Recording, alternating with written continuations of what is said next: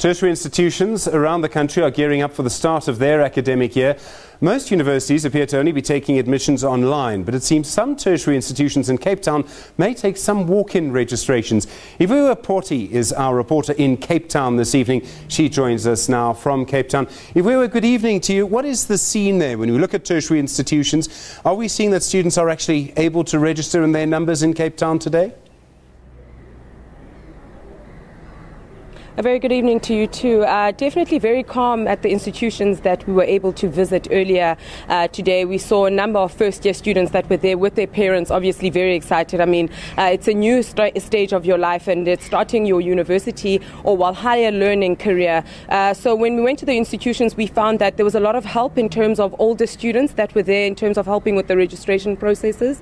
But when we did speak to the various registrars and the spokespersons of CPUT as well as the University of Western Cape, they touched on matters that, if you think about it, a lot of the post-matriculants actually came through in the first 2 weeks after they received their results. A lot of them very excited in terms of what they might be able to study this year, but they handled it in a manner of still applying online, so helping them on campus with the technology that they have on campus to still apply online. And then they found that those particular students that have a high APS, they referred straight to the various categories that they might be interested in studying in, and a lot of them looking into engineering, so they try to also fast track those processes. They also touched on the matters of working very closely with NAFSIS, and that that system was also rolling very smoothly.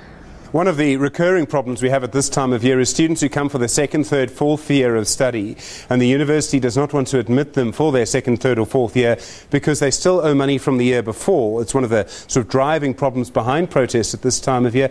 Are universities, institutions prepared to deal with that particular problem? Have they spoken to you about that issue?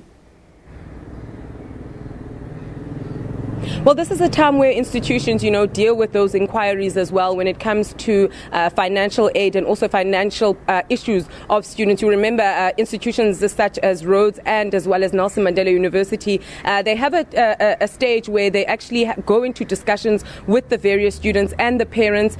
You'll also remember that the government, as of last year, also have that grant of about 2.5 billion that's there to assist the missing middle, which you find are these students that find themselves lingering in terms of financial aid and not being able to qualify for NAFSIS, which only caters for those pupils or homes where they earn 350,000 per annum.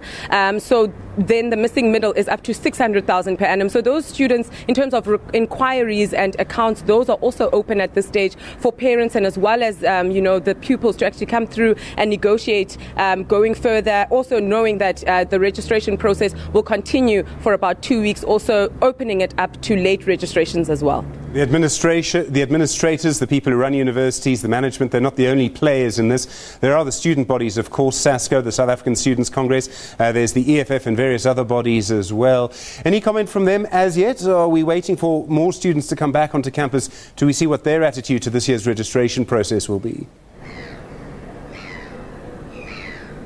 At this stage, in terms of interviews and speaking to them on one-on-ones, we haven't been able to speak to them just as yet. But when you are on campus, you do see a lot of them that are there to assist the process of the institution. But I'm sure in terms of those personal matters, assisting students as well, once everyone is registered or when they see, individual problems, then we'll be able to speak to them a bit more in details in terms of, as those student leaders, how will they deal with the problems that then come up after registration, and also in terms of financial aid for previous students that want to come back. Iviwe Poti tonight in Cape Town. Thank you very much indeed. Really do appreciate it.